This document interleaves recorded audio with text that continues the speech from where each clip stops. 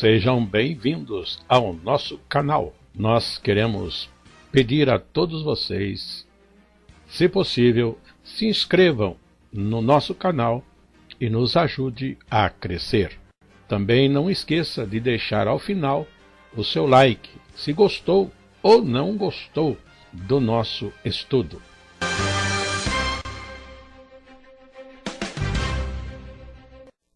O programa a seguir é de inteira responsabilidade de seus idealizadores e apresentadores.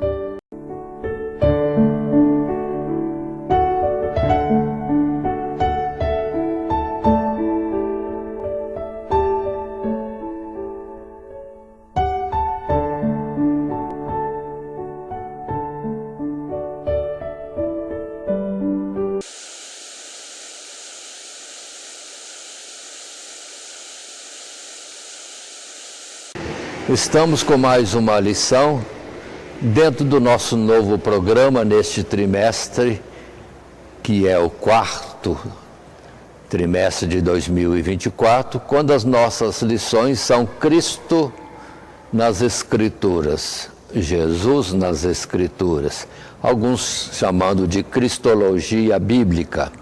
E são lições que apresentamos para as classes de jovens e adultos da Escola Bíblica Dominical. Nós estamos agora na lição de número 2, o testemunho de Cristo na lei e nos profetas. O esboço para esta nova lição: o testemunho de Cristo na lei, o testemunho de Cristo nos profetas, é um segundo subtítulo, e finalmente o testemunho da lei e dos profetas no Evangelho. Textual proposto para essa lição de número 2 é: examinais as Escrituras, porque cuidais ter nelas a vida eterna, e são elas que testificam de mim. João capítulo 5, o verso 39. E para a leitura bíblica em classe, propomos Lucas capítulo 24, verso 13 até 27. Nós temos como introdução, sendo Cristo ou Jesus o tema central das Escrituras Sagradas, não apenas no Novo, mas também no Antigo Testamento, convém verificarmos por nós mesmos este fato, analisando as passagens mais representativas, tanto da linguagem velada das figuras e símbolos, como das declarações expressas dos profetas. Veremos que o testemunho de Cristo anterior à sua manifestação neste mundo é mais abundante, ou bastante, vamos dizer assim, abundante, ali nas Escrituras. Claro, e detalhado, às vezes até mais, do que o testemunho de qualquer outro personagem das Escrituras na antiga dispensação. Ou seja, a Escritura toda fala de Cristo. Esta é a expressão que nós temos, que Jesus disse, que colocamos como proposta de texto áureo: examinais as Escrituras, porque cuidais ter nelas a vida eterna, e são elas que testificam de mim. E Jesus mesmo, temos passagens em que, dele falando ou ele falando, fica bem claro: no rolo do livro está escrito de mim. Portanto, é a lição que nós estamos tratando neste momento, o testemunho de Cristo na lei e nos profetas. Passando em frente, consideremos um primeiro subtítulo: o testemunho de Cristo na lei. O que estamos considerando agora é o Pentateuco. Sim, aqueles 5 livros: Gênesis, Êxodo, Levítico, Número e Deuteronômio.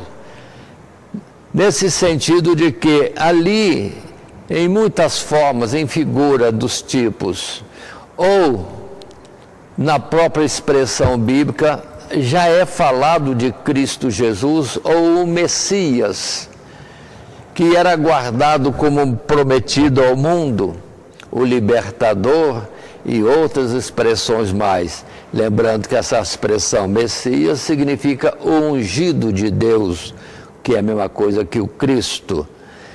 Mas, nesta passagem, e nesse ponto que falamos do testemunho de Cristo na lei, temos um texto em tela e que nos diz: podemos falar sobre o testemunho de Cristo na lei, primeiramente tomando esta palavra no sentido amplo de escritos de Moisés, isto é, em alusão aos 5 livros do Pentateuco, onde encontramos abundante testemunho acerca da vida e da obra de Cristo, especialmente na forma de profecias e tipos, sendo, contudo, impossível elencar ou listar todos esses testemunhos. Queremos chamar a atenção para aspectos gerais, sempre reiterados pelo Espírito de Deus, de uma mensagem para outra, dentre eles, o da descendência de Cristo, com a queda da humanidade em Adão. Começa a se desvendar o propósito de Deus de redimi-la do pecado através de um membro da mesma humanidade, identificado como semente ou descendente da mulher.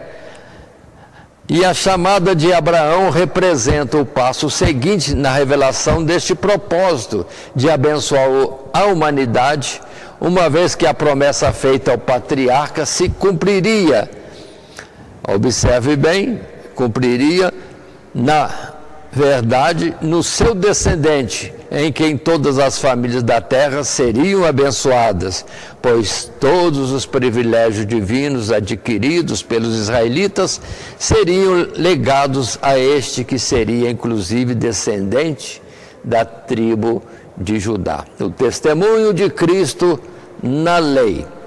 E aqui então, nesse primeiro subtítulo, nesse primeiro parágrafo também, nós observamos isso, que a Escritura fala muita coisa de Cristo, como início de uma revelação que depois vai se clareando, se acrescentando, pouco a pouco, em diversos pontos das Escrituras, e algumas falando de forma muito clara, como as passagens de Isaías 7, Isaías 9, mas vejamos, nesse início que estamos falando agora, começa no próprio Adão, quando se apresenta este homem como aquele que é a causa da queda, mas entretanto na restauração que Deus faria ao homem, colocando, elevando, trazendo de volta a comunhão com Deus, com agora o perdão dos pecados, se fala de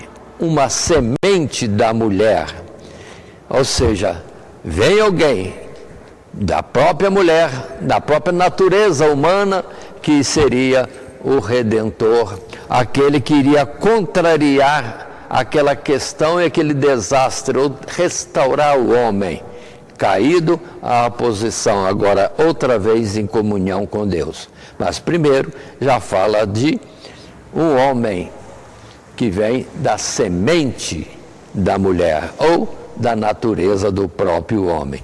Passando os momentos, vem a revelação em Abraão, e dizendo que não seria propriamente nele que se cumpriria isso, mas em sua descendência.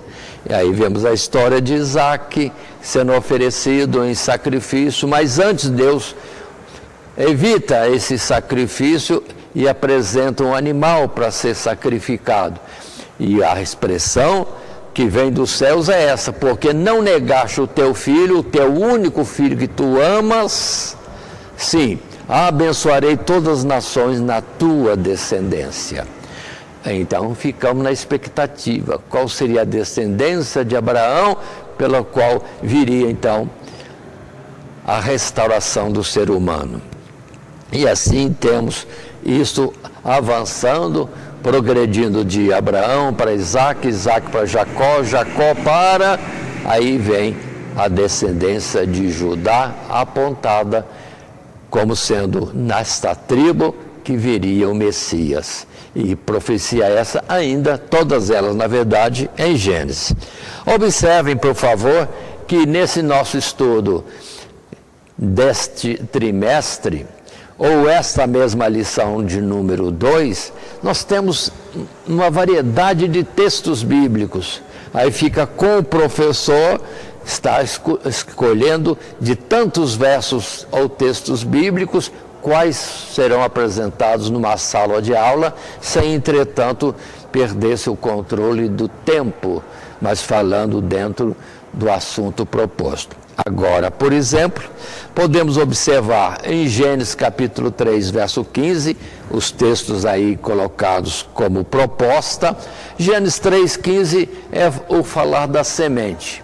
Haveria inimizade entre a serpente e a mulher, entre a descendência da serpente e a descendência da mulher.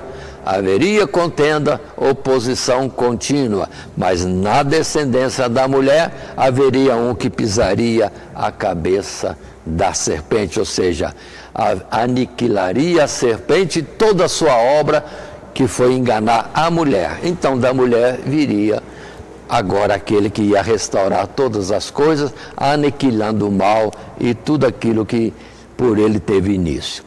Já em Gênesis 12 também, 12, versos 1, 2 e 3, é aquela famosa promessa de Deus a Abraão.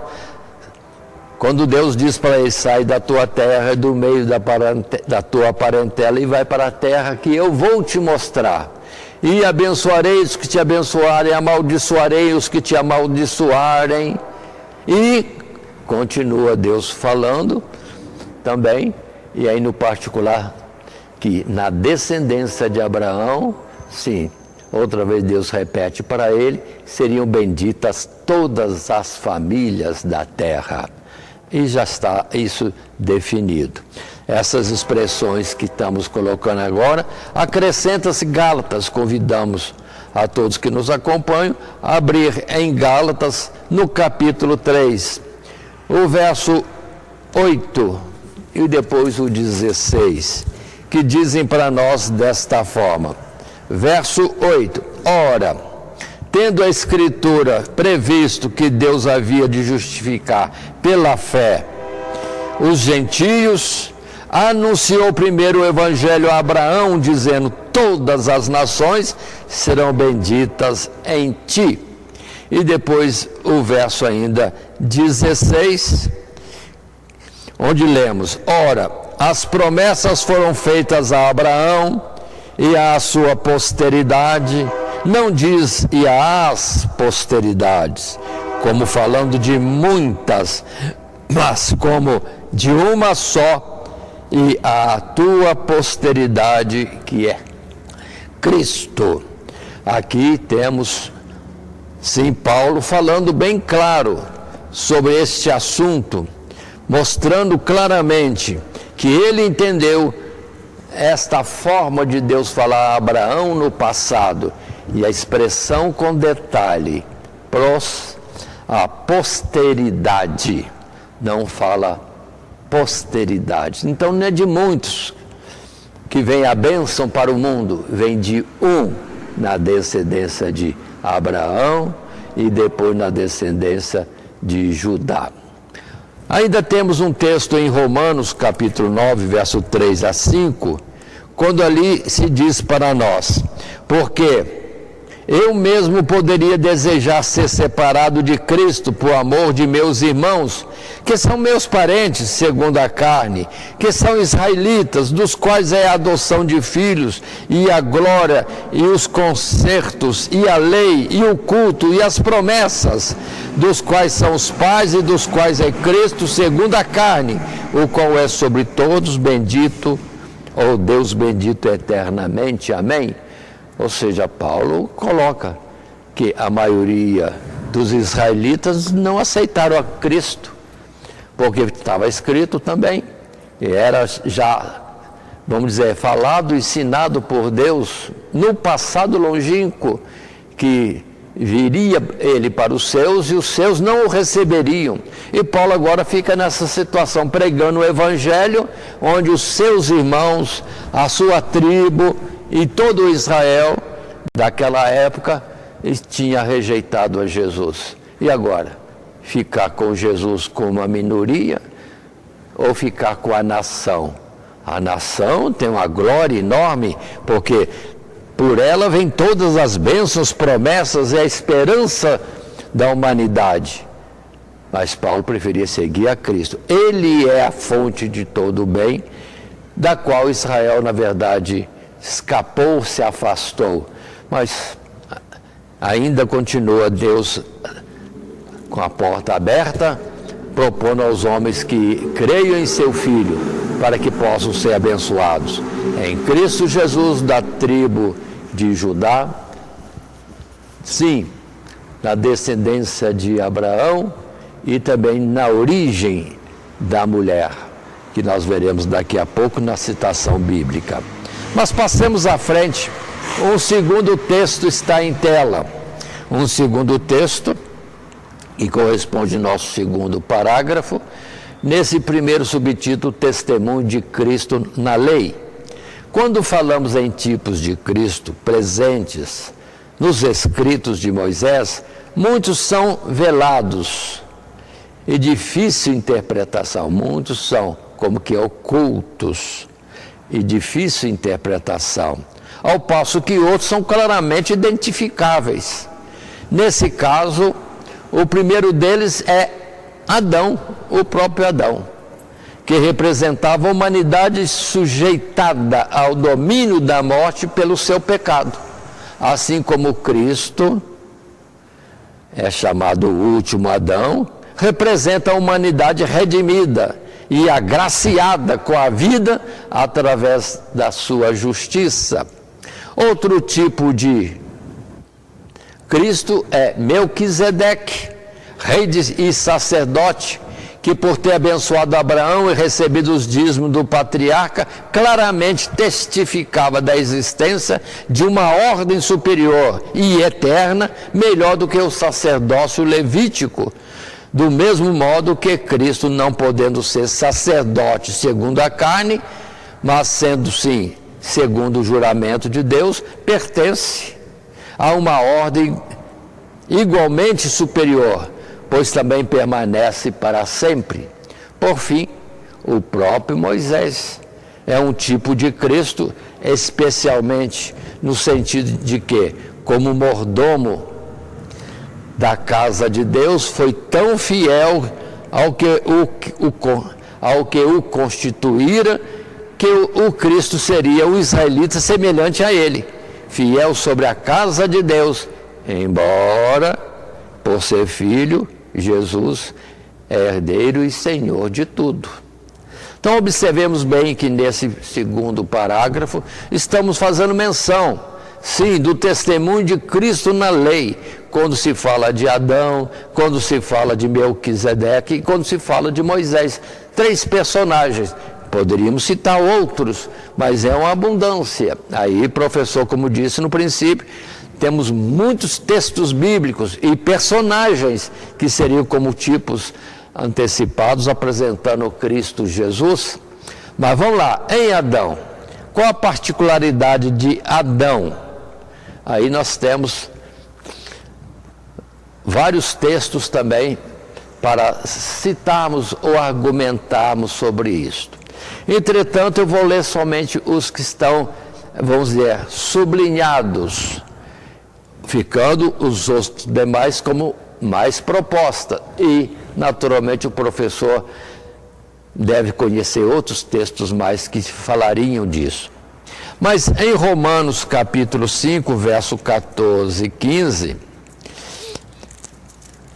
a primeira figura, o primeiro testemunho de Cristo na lei, ou seja, no Pentateuco, está no Adão. E vamos estar observando esse capítulo 5,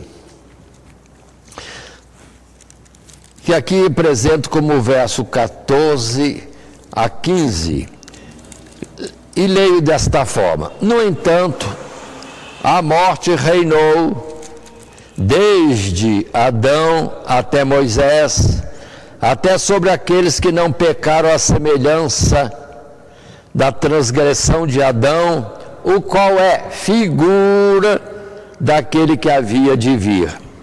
Mas não é assim o dom gratuito como a ofensa, porque se pela ofensa de um morreram muitos, muito mais a graça de Deus e o dom pela graça, que é de um só homem, Jesus Cristo, abundou sobre muitos. Interrompo e quero ler mais algum versículo de Romanos capítulo 5, como o verso 16 e mais algum verso. Aqui Paulo fala bem claro: Adão, figura de Cristo Jesus. E chega ao ponto de falar Adão, um primeiro, e Jesus, o Adão último. Por um, é aquele que gera homens que vão morrer. E Cristo Jesus é aquele que, sim, vai gerar muitos para a vida eterna. Aí começa Paulo a comparar. Mas que coisa, por causa do pecado de um homem, a morte veio a todos. Aí vem a graça de Deus, que pela justiça em Cristo Jesus, aí sim haveria vida para todos os que crescem. Então a obra em Cristo é de restauração e de algo surpreendente até então não dito, a vida eterna. Assim diz o verso 16: e não foi assim o dom como a ofensa, por um só que pecou, porque o juízo veio de uma só ofensa, na verdade, para a condenação, mas o dom gratuito veio de muitas ofensas para a justificação. Porque se pela ofensa de um só a morte reinou por esse, muito mais os que recebem a abundância da graça e do dom da justiça reinarão em vida por um só, Jesus Cristo. Aí está a justiça de Deus. Por um que pecou, veio a morte. Então Deus levantou Cristo Jesus, um só, e homem como o primeiro Adão, um homem pelo qual viria a vida eterna para todos que crescem, anulando o pecado, desfazendo a morte e trazendo a restauração do ser humano. Esta é a colocação de Romanos capítulo 4. Mas aqui apresentamos também 1 Coríntios capítulo 15, e a palavra em 1 Coríntios capítulo 15 fala disto, que temos um Adão que é para a morte, que gera na carne, mas depois tem um outro Adão diferente, que é aquele que conduz a vida eterna. Paulo descrevendo isso aqui em Coríntios. Lendo os versículos 22, depois 45, nós temos: porque assim como todos morrem em Adão, assim também todos serão vivificados em Cristo. Observem, por Adão a morte, mas agora por Cristo Jesus a vida, como Jesus testifica que o Pai lhe deu o poder para dar vida a todos que nele creem. Pronto. No verso agora 45 de 1 Coríntios capítulo 15, o verso 45, vai dizer para nós: mas não é primeiro o verso 45, assim está também escrito: o primeiro homem, Adão, foi feito em alma vivente, o último Adão em espírito vivificante. O primeiro homem, Adão, é aquele boneco de barro que recebeu vida e ficou um ser com vida. Mas Jesus não é assim estático, ele é um espírito vivificante e chamado como Adão, que traz vida a todo aquele que crê de uma forma dinâmica que salta para a eternidade. Ainda temos em Gênesis 14 para falarmos de Melquisedeque. O assunto de Melquisedeque está em Gênesis 14. Lá no princípio, quando Abraão vem de uma batalha, vem vitorioso porque Deus lhe deu vitória contra os seus inimigos, e aparece do nada, digamos assim, na expressão forte, simples, direta, veio do nada um homem chamado Melquisedeque, mas nele está a figura, a representação do Cristo que haveria de vir. E o verso 18, 19 e 20 dizem para nós: e Melquisedeque, rei de Salém, trouxe pão e vinho, e este era sacerdote do Deus Altíssimo, e abençoou-o, e disse: bendito seja Abrão do Deus Altíssimo, o possuidor dos céus e da terra, e bendito seja o Deus Altíssimo, que entregou os seus inimigos nas tuas mãos. E Abrão, ainda Abrão, deu-lhe o dízimo de tudo.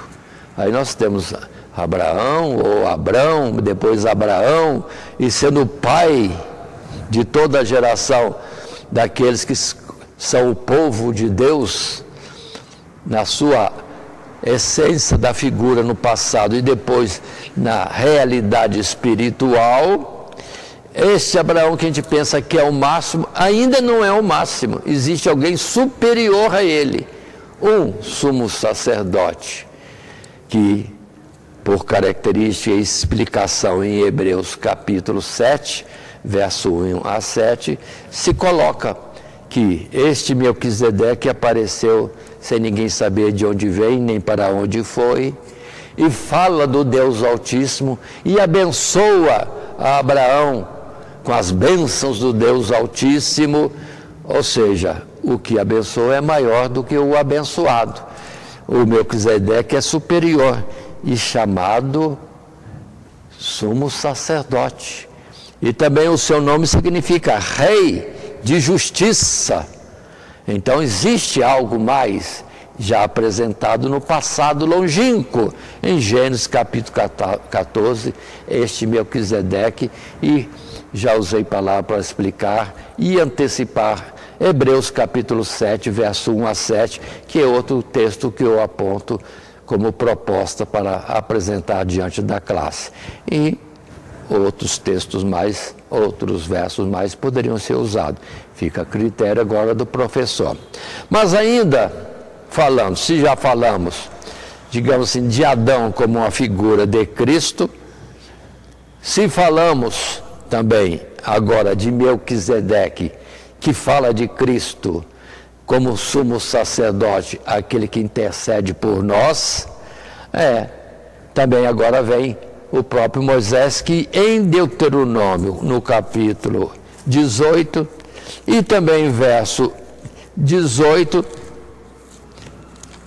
testifica ele mesmo, quando diz que Deus enviaria um profeta como ele. Verso 18: eis que lhe suscitarei um profeta no meio de seus irmãos, como tu, e porei as minhas palavras na sua boca, e ele lhes falará tudo o que eu lhe ordenar. E será que qualquer que não ouvir as minhas palavras, que ele falar em meu nome, eu o requererei dele. Aí fala de uma autoridade maior do que o próprio Moisés, que trazia as palavras de Deus, e quantos rejeitavam, e quantos se opunham, e quantos se rebelavam contra Moisés, e quantos pegaram em pedras para matar Moisés. Mas agora viria um outro, à semelhança de Moisés, enviado por Deus com a palavra de Deus, e de tal forma isso era sério, que quem não ouvisse seria retirado das promessas da vida eterna. Algo muito forte, o que também encontramos em Hebreus no capítulo 3,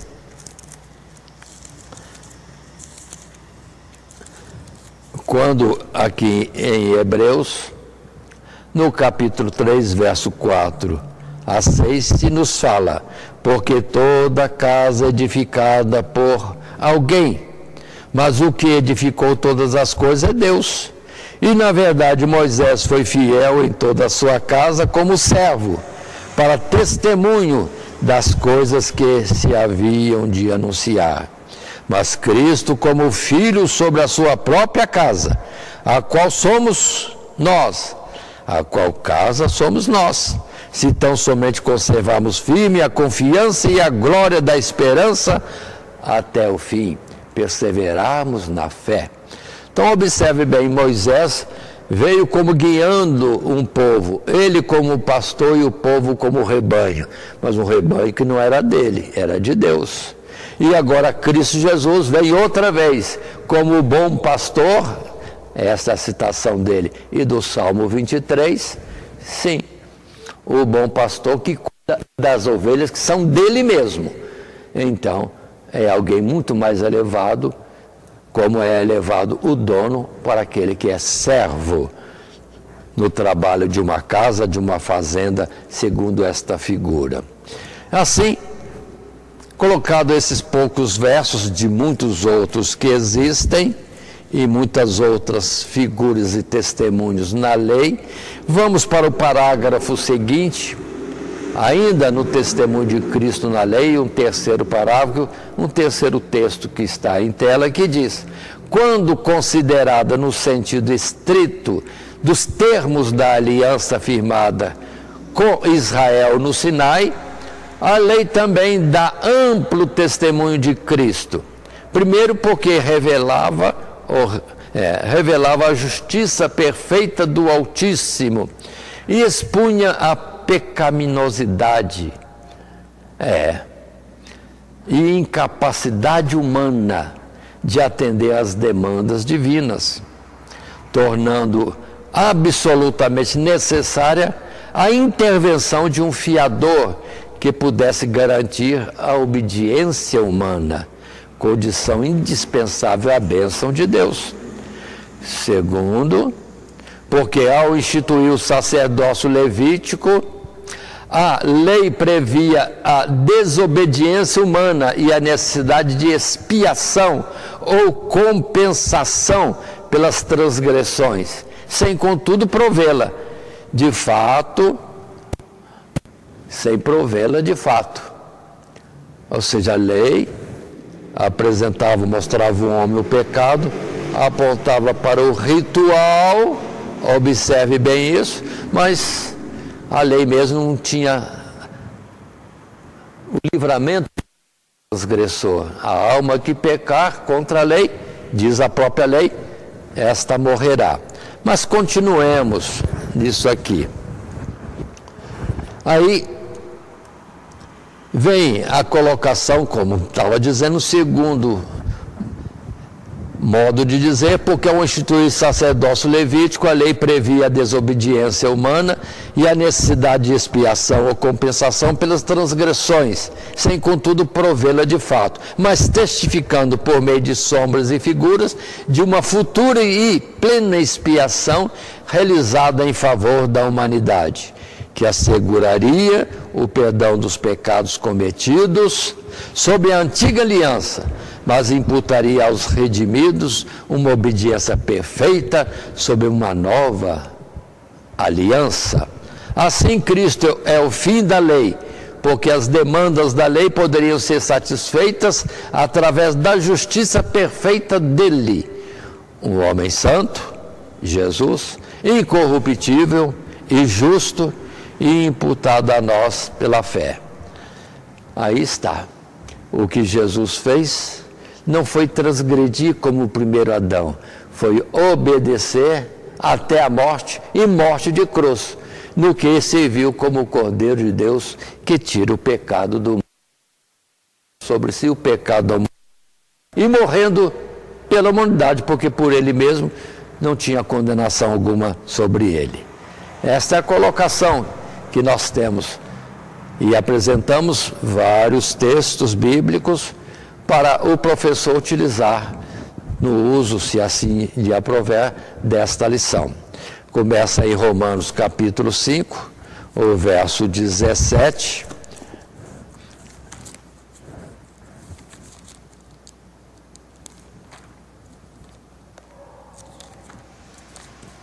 Que diz para nós: porque se pela ofensa de um só a morte reinou por este, muito mais do que recebe a obediência da graça e o dom da justiça, reinarão em Cristo por um só, Jesus Cristo. Pois assim como por uma ofensa, diz o verso 18, veio o juízo sobre todos os homens para a condenação, assim também por um só ato de justiça veio a graça sobre todos os homens para a justificação da vida. E agora, depois dessa apresentação, a argumentação da justiça de Deus trabalhando em favor do homem, olha, o pecado veio por um homem só e uma só ofensa. Então, nada mais justo de que o homem seja restaurado se houver um homem que faça justiça, que obedeça a Deus, para ser então o intercessor deles. E assim, em João capítulo 1, verso 29, apresento aí na lista de versos ou textos que Jesus é citado, apontado por João Batista como o Cordeiro de Deus que tira o pecado do mundo. Simplesmente assim. João Batista viu Jesus vindo ou andando e apontou para ele: eis o Cordeiro de Deus que tira o pecado do mundo. Ou seja, aquele que era a restauração da humanidade pecadora. E assim, nesse mesmo ato, alguns dos discípulos de João deixaram João e passaram a seguir Jesus. No que João foi até como que alertado: olha, aquele de quem você deu testemunho está tendo mais discípulos que você.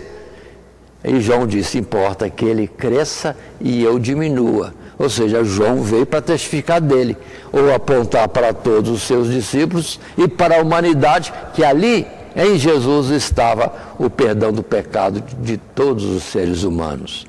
Porque não era um cordeiro de alguém, era o Cordeiro de Deus vindo para pagar o pecado do homem. Assim, nesse texto mesmo que temos aqui, ou nessa relação de textos, aponto por último Gálatas, no capítulo 3, verso 22, 23 e 24.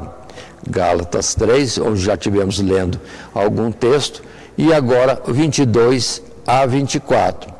Mas a Escritura encerrou tudo debaixo do pecado para que a promessa pela fé em Jesus Cristo fosse dada aos crentes.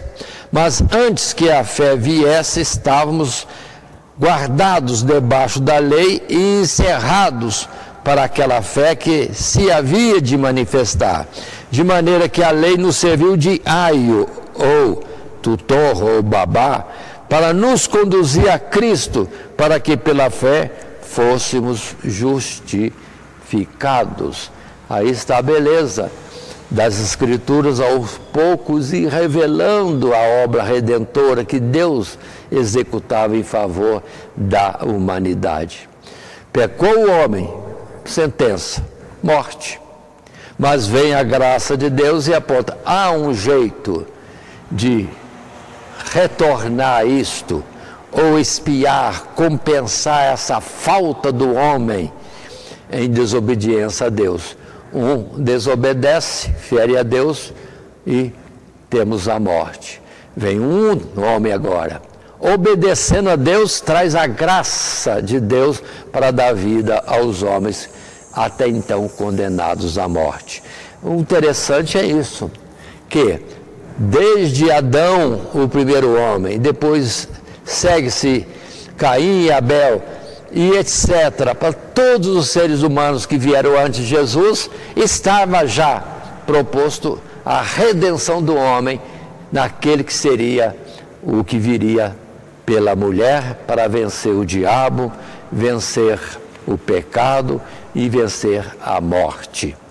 É a Cristo Jesus. E então a salvação para todos os seres humanos, desde Adão, desde que algum tempo da sua vida, quem sabe Caim e outros mais, vieram ao conhecimento, tiveram um momento de lucidez, percepção do seu pecado, se arrependeram, pediram a Deus clemência, e se isso aconteceu, a graça de Deus é favorável aos que vêm a Ele pedindo misericórdia. Continuando, entramos agora num segundo subtítulo, que denominamos o testemunho de Cristo nos profetas. Se falamos até agora o testemunho de Cristo, vamos dizer, na lei ou no Pentateuco, e foram poucos exemplos de muito que poderia ser citado ali, agora vamos falar do anúncio de Cristo nos profetas, antes dele vir em carne, e o Verbo se fez carne e habitou entre nós. Mas antes já é falado de Cristo Jesus pelos profetas. E o texto que está em tela nesse momento, correspondendo a um primeiro parágrafo, neste segundo subtítulo, Testemunho de Cristo nos profetas, lemos o texto que diz: se o testemunho característico da lei é o da necessidade absoluta de uma pessoa bendita, que só pode ser Cristo, para a solução de todos os problemas expostos nesta seção das Escrituras, o testemunho dos profetas, por sua vez, é o da certeza de que essa pessoa viria, de tal modo que esses homens que falaram movidos pelo Espírito Santo ansiavam por ver os dias de Cristo e conhecer de antemão as perfeições da sua pessoa e obra.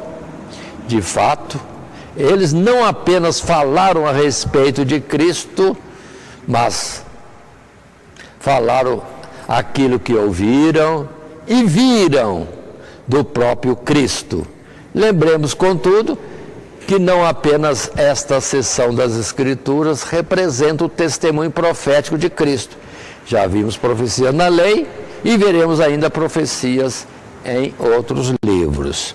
Assim, colocamos algumas citações iniciais e vamos ver depois mais, como em Mateus capítulo 13.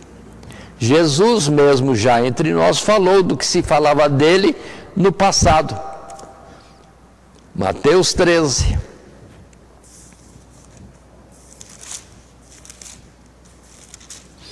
O verso 16 e 17, que diz para nós: mas bem-aventurados os vossos olhos porque veem, e os vossos ouvidos porque ouviram, porque em verdade vos digo que muitos profetas e justos desejaram ver o que vós vedes, e não ouviram, e ouvir o que vós ouvis, e não ouviram. Pronto. Aí Jesus testifica que os profetas que no passado foram usados para registrar o anúncio do Messias, ficaram admirados e ansiosos por ver, mas a eles cabia tão somente falar de Cristo Jesus. Uma palavra clara, vemos sobre isso lá em Daniel, capítulo 12. Temos Daniel nas últimas revelações, inquieto, perguntando alguma coisa mais, como é que é isso, quando vai acontecer isso? E o anjo que trazia a mensagem dizia para ele, para se acalmar, minha linguagem, estar quieto, porque não era para ele, era algo para muitos dias depois, para o fim do tempo, quando então essa mensagem, ou aquela mensagem que Daniel estava recebendo, seria entendida. Ou seja, se falou, ficou em segredo para os daquela época, mas vindo Cristo Jesus, aí a Escritura já é aberta e todo aquele que analisar com sinceridade, Cristo Jesus, Ele mesmo irá se revelar naquilo que lemos em letras e em palavras.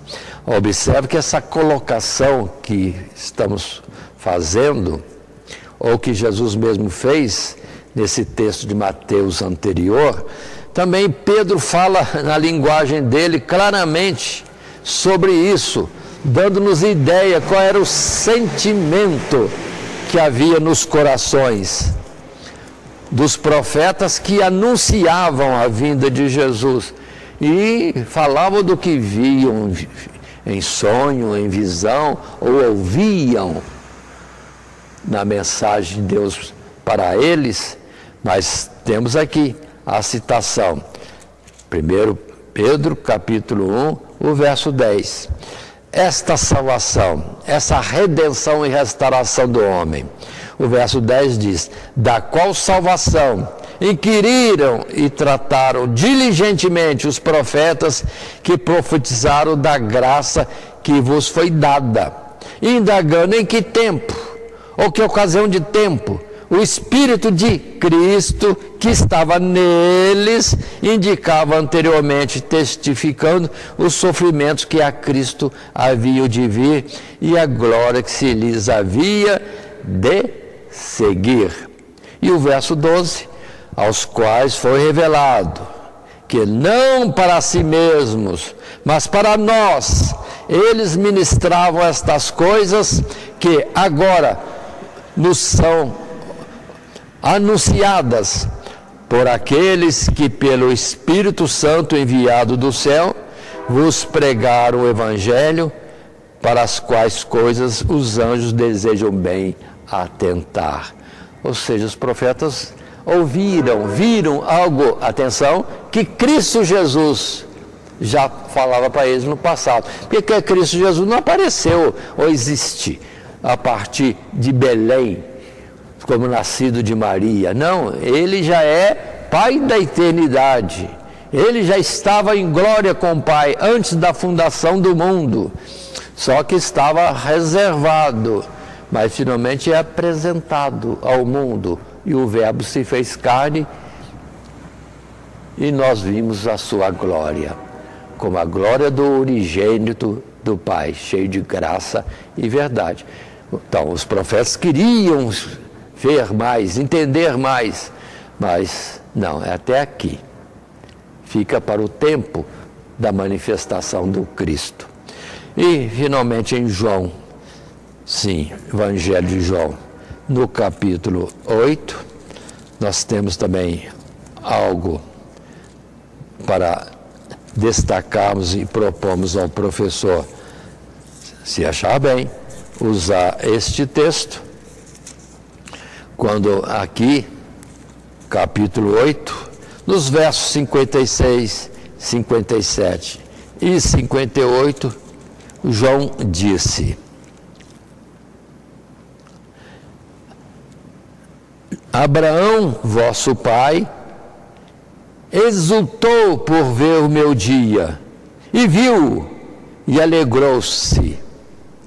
Disseram-lhe, pois, os judeus: ainda não tens 50 anos e viste Abraão? E disse-lhes Jesus: em verdade, vos digo que antes que Abraão existisse, eu sou.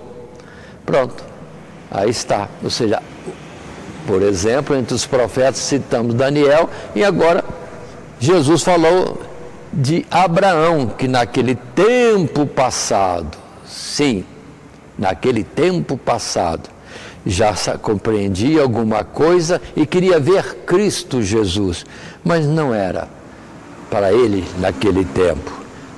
Milênios passaram, mas por fim a promessa se cumpriu, como diz as Escrituras, na plenitude dos tempos, Deus enviou seu Filho, nascido de mulher, e para cumprir todas essas palavras.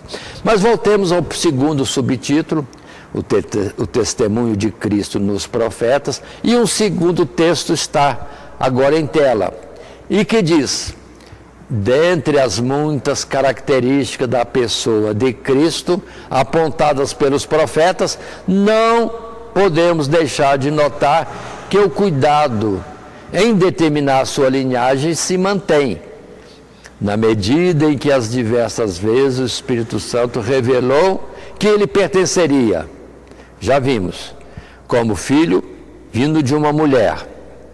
Que mais? que seria da descendência de Abraão, Isaque e Jacó, e depois da família de Davi. E, portanto, seria herdeiro do trono. Ao mesmo tempo em que suas excelências e perfeições seriam tais que o seu reinado não seria como o de qualquer outro descendente de Davi, mas antes um reinado eterno de paz, justiça e prosperidade. Por outro lado, Cristo também seria humilde, manso e sofredor, a ponto de padecer injustamente e assim se tornar um sinal de contradição e escândalo para os incrédulos e de salvação para os fiéis. A obra de Cristo revela-se então nos profetas como uma obra espiritual de redenção ou libertação do povo de Deus das garras do pecado e da morte, tanto através da doutrina divina ensinada por ele, como através da expiação oferecida a Deus pelo seu alto sacrifício. Aí está, Jesus vindo e pelos profetas falando que ele seria o Cordeiro de Deus que tira o pecado do mundo. Pronto. E depois temos novos textos. Observe agora que colocamos em tela, uma tela cheia de textos bíblicos. E muitos outros textos poderiam se acrescentar a esse. Aí fica a critério do professor escolher, dentre esses que apresentamos, e outros mais que certamente têm conhecimento. Assim temos, e vou abreviar este assunto, em Isaías capítulo 7, verso 14 a 16, quando se fala que Deus daria um sinal à humanidade. A virgem conceberia e daria à luz a um menino, e o seu nome seria Emanuel. Pronto. Isaías capítulo 7, verso 14, 15 e 16. Ou seja, uma virgem conceberá e dará à luz o menino, e o nome dele, Emanuel. O que significa Emanuel? Deus conosco. O unigênito de Deus se fez carne e morou conosco um tempo aqui, na face da terra. Por que tinha que ser de uma virgem e não de um casal normal? Aí está. É quando Deus quer operar a redenção. E para operar a redenção não poderia ser pelo homem só. Um homem, uma mulher gerando um menino que seria então o Messias. Não, porque a semente humana estava contaminada com o pecado, pela desobediência no jardim do Éden.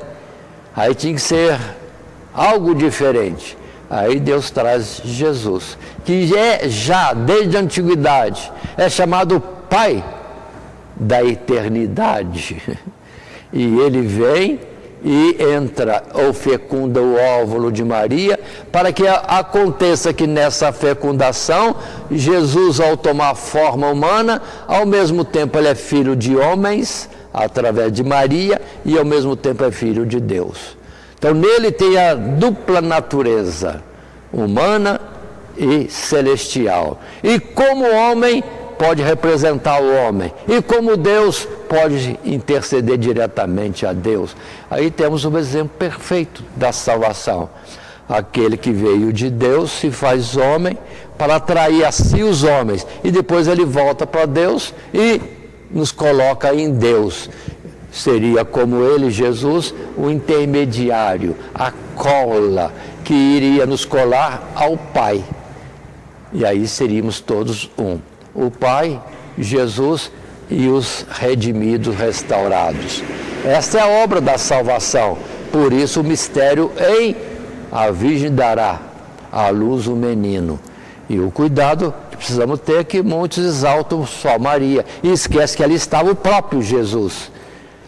Sim, que ele sim é a capacidade de unir o homem a Deus. O homem antes apartado de Deus nos seus pecados, e Maria representa a humanidade pecadora que em Cristo nos faz estar unidos a Deus. Ou Jesus é o intermediário, a cola que nos cola ao Pai.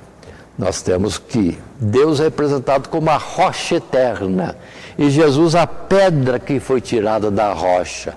Jesus tem a mesma natureza do Pai e veio foi esse homem tomando a nossa natureza. Ele tem a nossa natureza. E aí sim, representando o homem, chega diante de Deus apresentando a sua vida como restauração, expiação deste homem pecador. Pronto.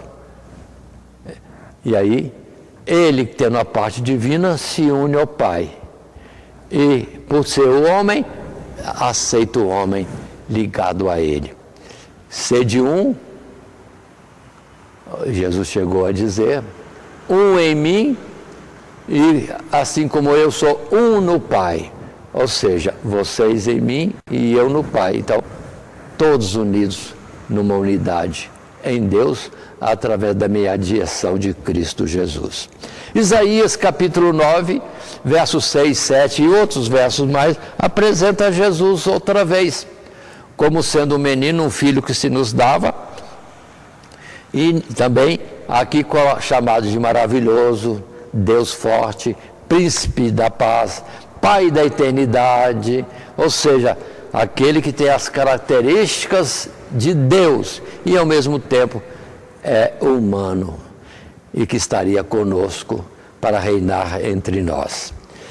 Tem outros versos, eu vou estar só fazendo menção daqueles sublinhados. Agora seria Jeremias capítulo 33, sim, e nos versos 15, 16 e 17, que nos dizem assim estas palavras: naqueles dias e naquele tempo farei que brote a Davi um renovo de justiça, e ele fará juízo e justiça na terra.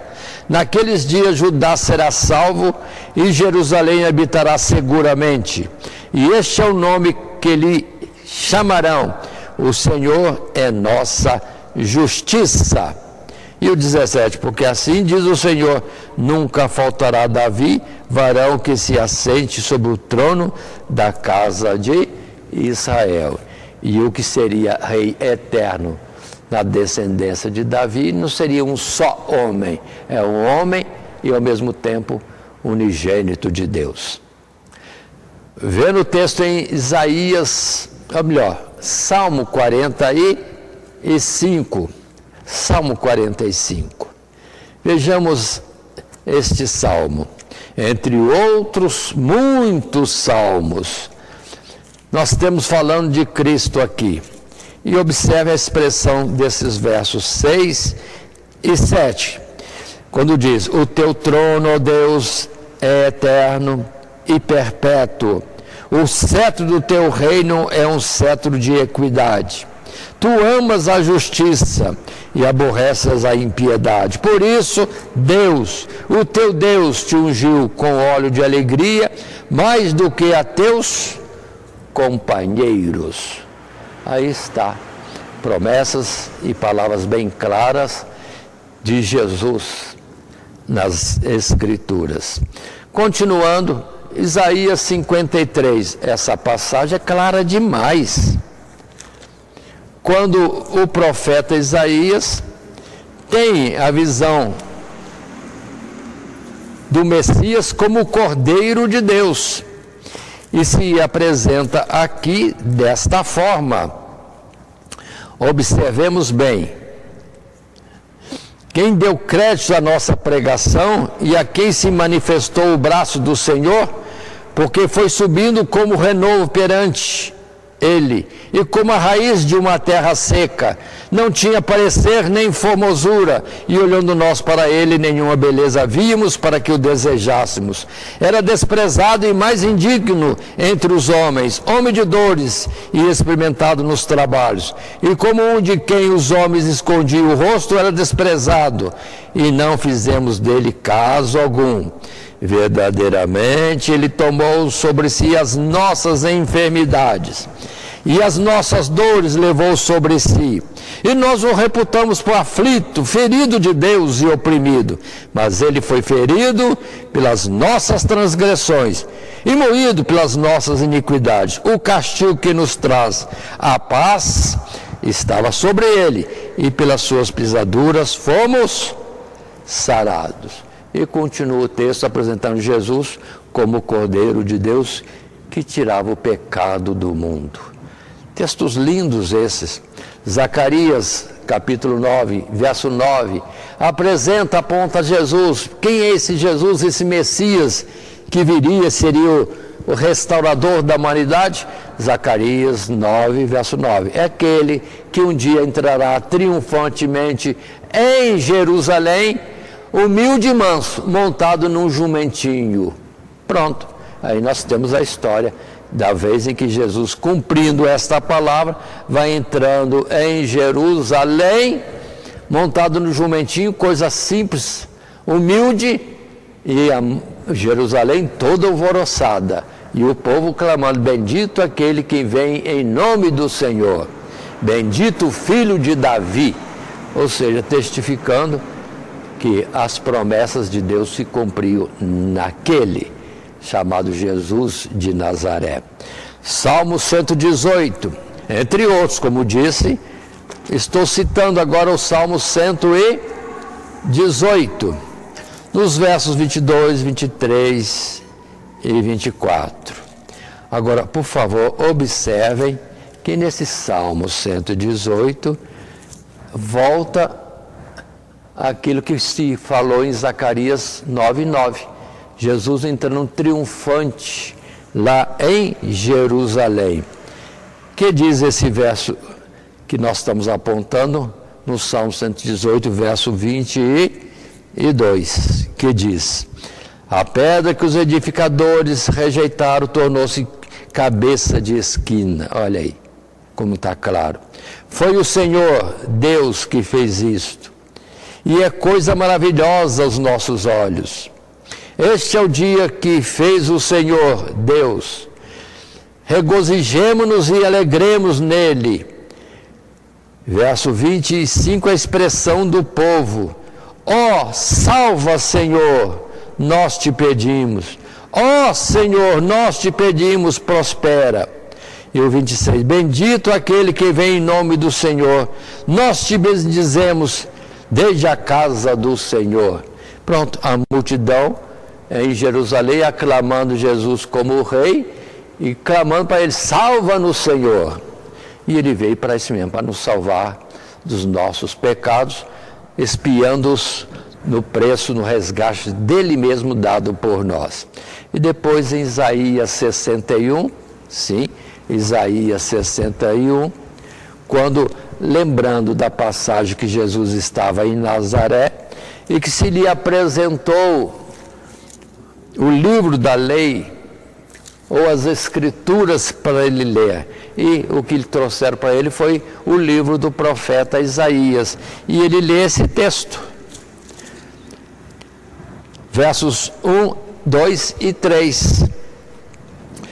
O Espírito do Senhor, dizia então Isaías da parte de Jeová, está sobre mim, porque o Senhor Deus me ungiu para pregar boas novas aos mansos, enviou-me a restaurar os contritos de coração, a proclamar liberdade aos cativos e a abertura de prisão aos presos, a apregoar o ano aceitável do Senhor e o dia da vingança do nosso Deus, a consolar todos os tristes, a ordenar acerca dos tristes de Sião, que se lhes dê ornamento por cinza, óleo de gozo por tristeza, veste de louvor por espírito angustiado, a fim de que se chamem árvores de justiça, plantação do Senhor, para que ele seja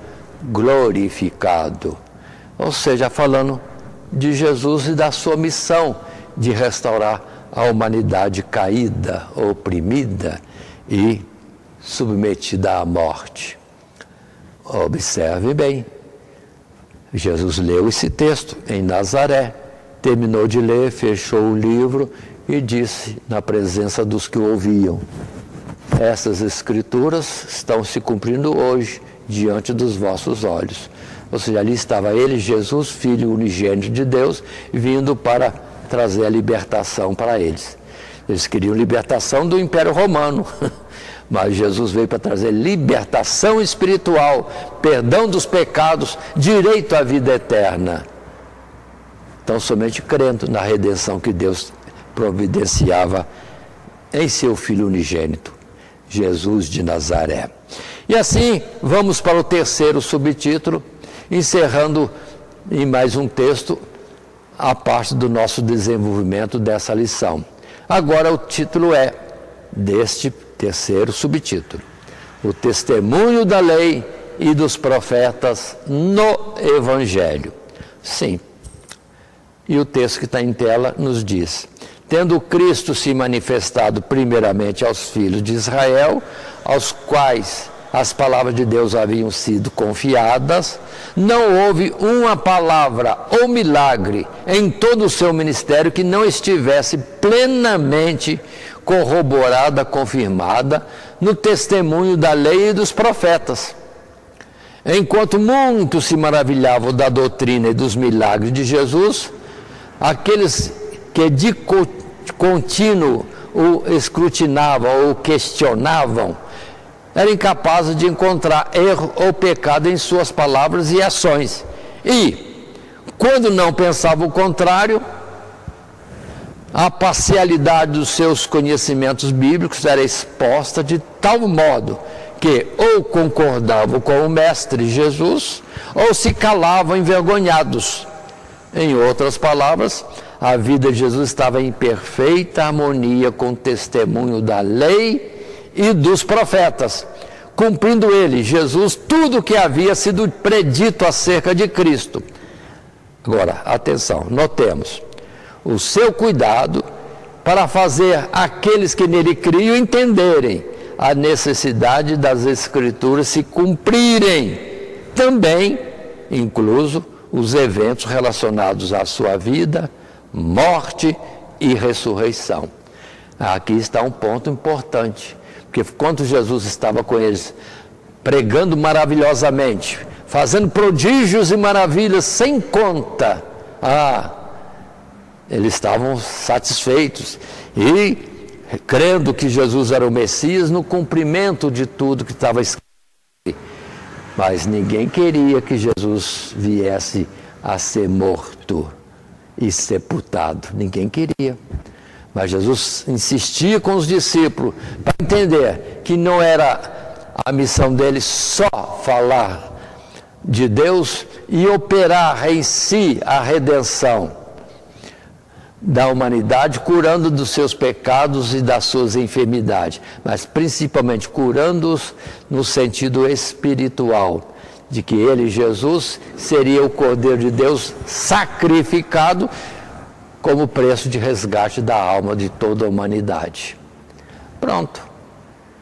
Aí foi quando os discípulos não queriam, não aceitavam, quando Jesus dizia: o Filho do Homem será entregue na mão dos pecadores e vão matá-lo, mas ao terceiro dia ele ressuscitará.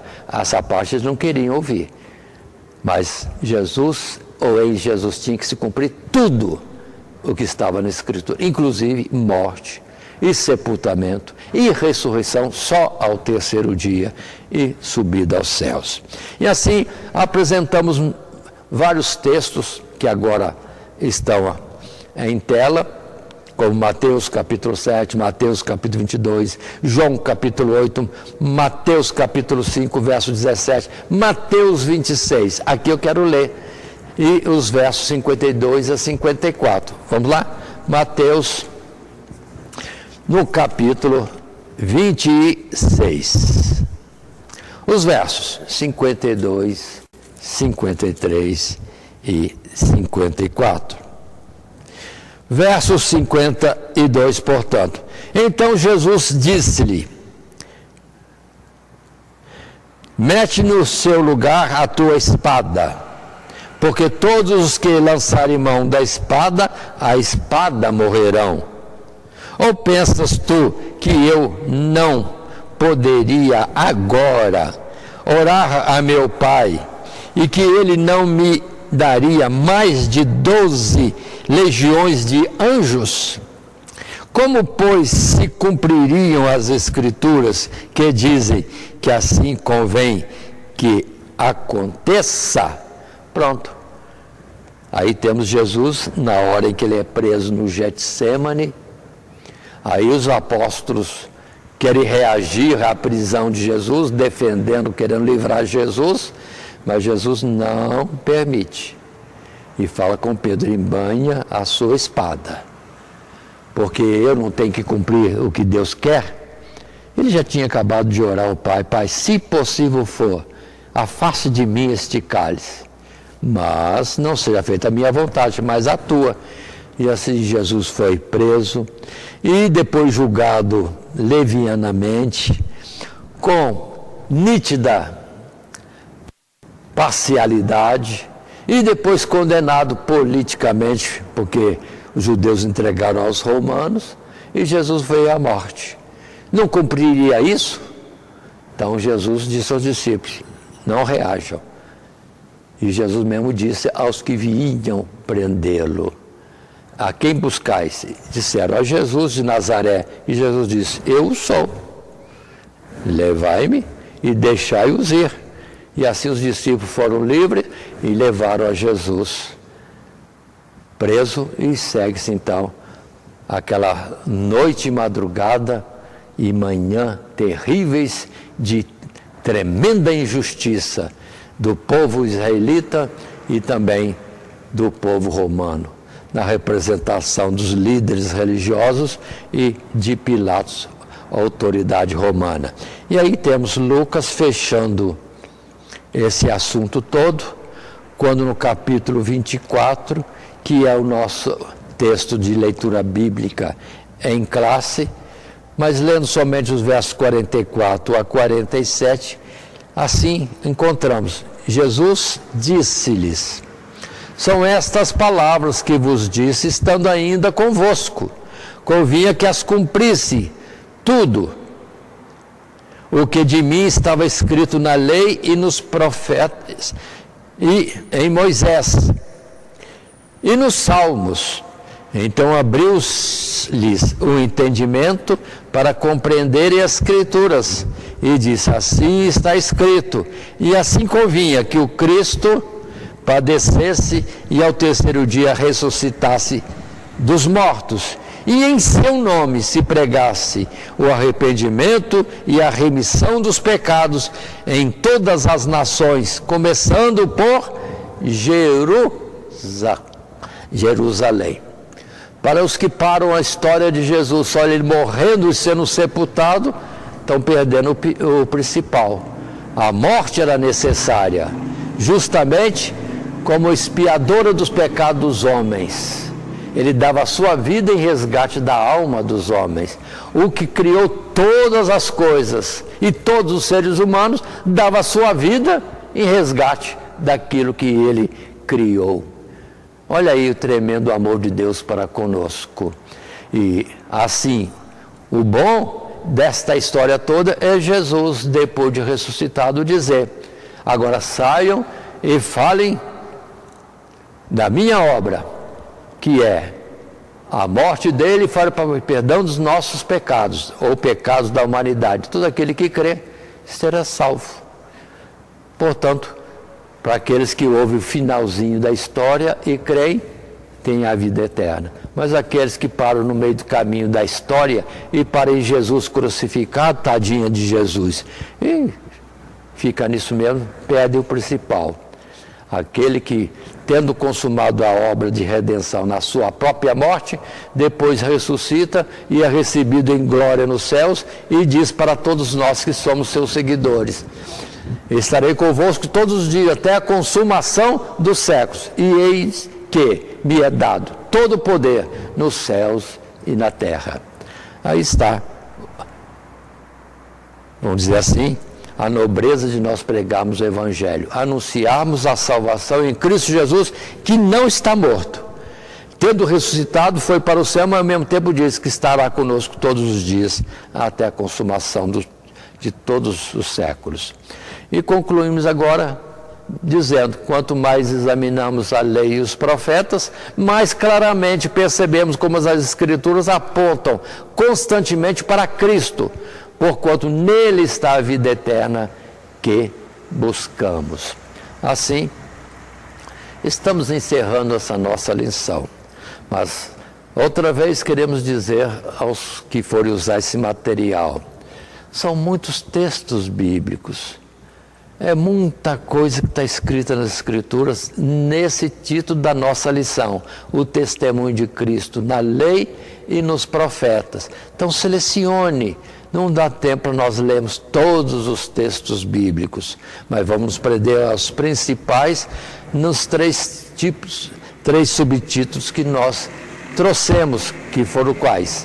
O testemunho de Cristo na lei, no Pentateuco, o testemunho de Cristo nos profetas, destaques em, lembremos, Isaías, também Jeremias, também Zacarias, muito claro as mensagens ali colocadas, e depois terceiro subtítulo, testemunho da lei e dos profetas no Evangelho. Aí, nos 4 Evangelhos, quanto testemunho de Cristo Jesus. E se formos também para os escritos dos nossos apóstolos, quanta coisa temos. Portanto, a lição poderá parecer muito grande e precisamos ter o cuidado depois na sua colocação. Finalmente, lembramos que nosso textuário foi: examinais as Escrituras, porque cuidais nelas, ter nelas a vida eterna, e são elas que testificam de mim. E vamos dizer, numa palavra complementar a esta de João capítulo 5, verso 39, Jesus também disse: e não quereis vir a mim para terdes vida eterna? E assim foi o incentivo que ele deu para os israelitas crerem nele e serem os seus seguidores. E assim encerramos o nosso estudo dessa segunda lição. Que Deus abençoe ricamente a cada um de nós. Amém. Primeiramente, quero agradecer a todos que sintonizam o nosso canal. Canal voltado principalmente à transmissão, à divulgação da Palavra de Deus. E ao encerrar o estudo desta noite, eu quero pedir a todos vocês, os que ainda não são inscritos em nosso canal, se inscrevam. Se inscrevam. Logo aí embaixo está aí a palavra inscreva-se. Clica nela. Somente isso. Se o estudo desta noite foi do teu agrado, você gostou, você concordou, clica aí no gostei. Gostei. Se você não gostou, é um direito seu. É um direito seu não gostar. Mas você pode manifestar isso. Para nós será importante isso. Saber que alguém não gostou. Clique no não gostei. Fácil. Não vai identificar você, nada. Simplesmente você vai expressar a sua opinião. Gostei, dedão para cima. Não gostei, dedão para baixo. E também pode, se você acha interessante compartilhar com seus amigos, compartilhe o nosso trabalho. Compartilhe. Aí embaixo, compartilhe. Você pode compartilhar no YouTube, pode compartilhar no Instagram, pode compartilhar no Facebook, pode compartilhar no Messenger, no WhatsApp. vai simplesmente nos ajudar a crescer. Porque o nosso objetivo não é financeiro. Não é financeiro. Pode ver que os nossos trabalhos são todos sem fins lucrativos. Coopere conosco, nos ajude. Temos também os nossos blogs, a nossa emissora na web, a Rádio Net Grata Nova. Tudo isso você encontra aí embaixo na descrição do nosso vídeo, do nosso estudo. Dá uma olhada, todos os endereços estão aí, junto à descrição dos nossos estudos. E eu agradeço, primeiramente a Deus, por tudo que Deus tem feito nesses anos que nós estamos trabalhando na internet. E a você, que toda semana entra no nosso canal. Deus te abençoe.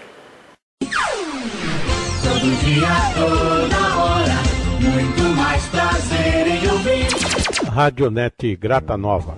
Web Rádio, a qualidade que faz a diferença, cada vez mais necessária. Rede Grata Nova de Evangelização. Acesse nosso site www.horadadecisão.com.br. Hora da Decisão, tudo junto, sem acento.